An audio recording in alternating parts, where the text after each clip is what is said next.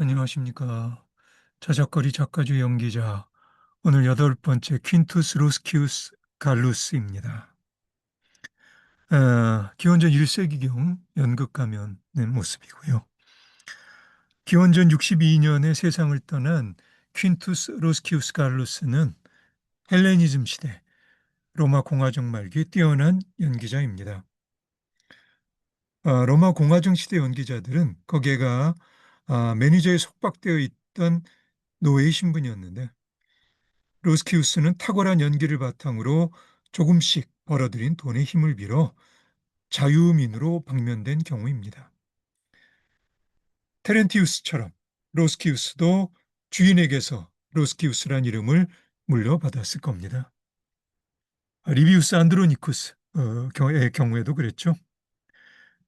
이름에 포함된 갈루스로 미루어 어쩌면 갈리아 출신 노예일지도 모르겠고요. 희극과 비극 모두에 달통한 연기를 과시한 로스키우스는 특히 희극에서 얼굴 두꺼운 기생충 역할에 일가견이 있었다고 합니다. 로스키우스 이래로 로마 연기자들이 아테네에서처럼 가면을 쓰고 연기하기 시작했다는 설이 있는데 정설은 아닙니다. 동시대 정치가 퀸투스 루타티우스 카툴루스는 로스키우스를 훤칠한 외모와 늠름한 체격을 갖춘 연기자로 묘사하죠.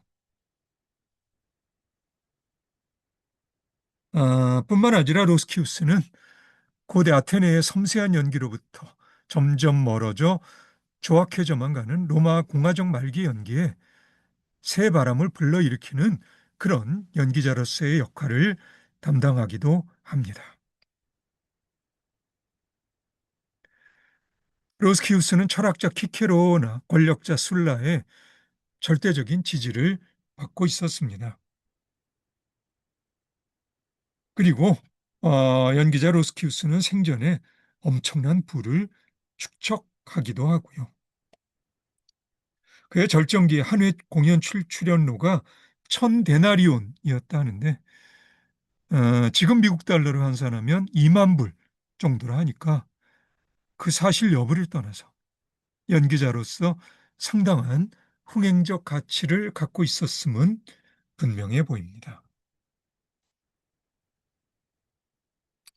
이렇게 로스키우스 정도의 연기자라면 연기자를 꿈꾸는 젊은이들에게 상당한 보수를 받고 연기를 지도해 주었을 법도 하죠. 기원전 76년 이와 관련된 송사가 있었던 듯 싶은데 키케로가 로스키우스의 변론을 맡았던 사실이 역사에 남아 있습니다. 키케로 본인 로스키우스에게서 연기를 지도받기도 한 것 같아요. 사실 키케로는 뛰어난 운변가였고요. 그래서 운변가와 연기자 중 누가 더 대중들의 감성을 휘어잡을 수 있는지 그렇게 키케로와 로스키우스는 서로 더불어서 힘겨루기를 하면서 즐기기도 했던 모양입니다. 로스키우스 시대 그리스 출신으로 클로디우스 에소푸스라는 연기자 또한 1급의 연기자로서 기록에 남아 있습니다.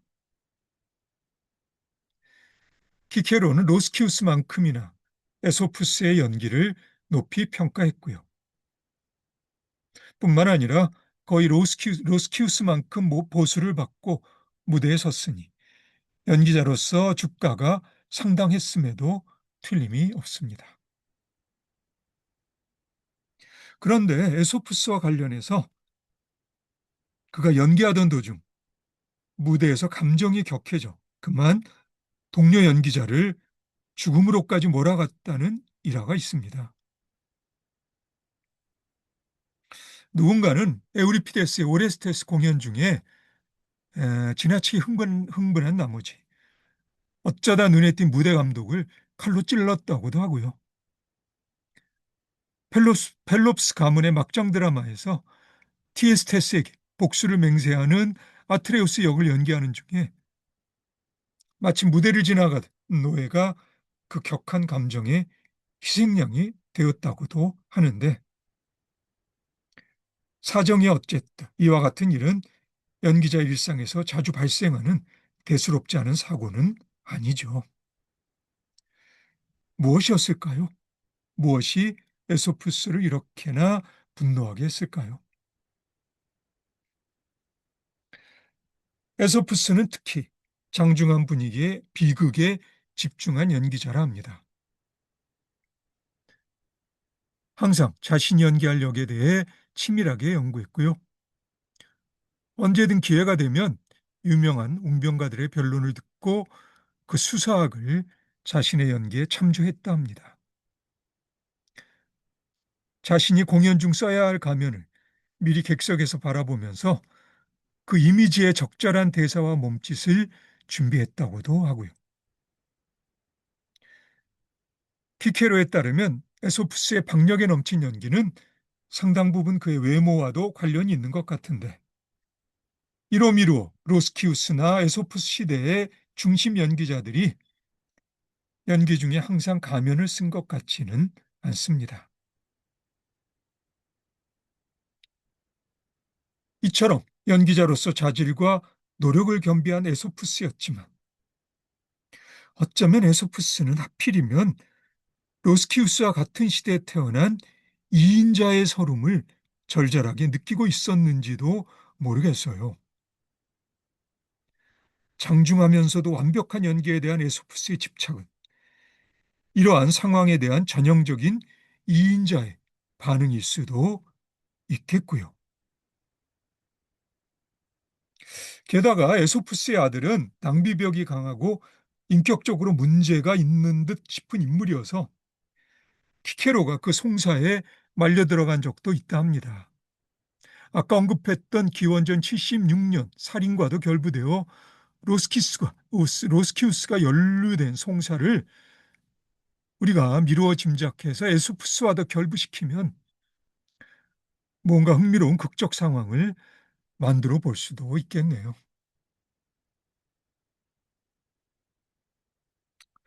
네, 로스키우스의 명성은 일반 명사화되어 뛰어난 연기자를 가리키는 데 쓰입니다.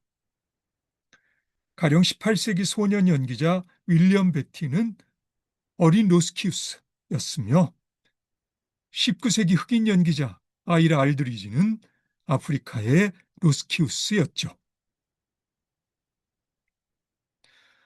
로스키우스가 죽고 기원전 55년에 폼페이우스가 로마의 최초의 극장 건물을 짓습니다. 그 전까지 공연은 가건물이거나 아니면 원형극장의 구조물을 세운 형태로 이루어졌습니다.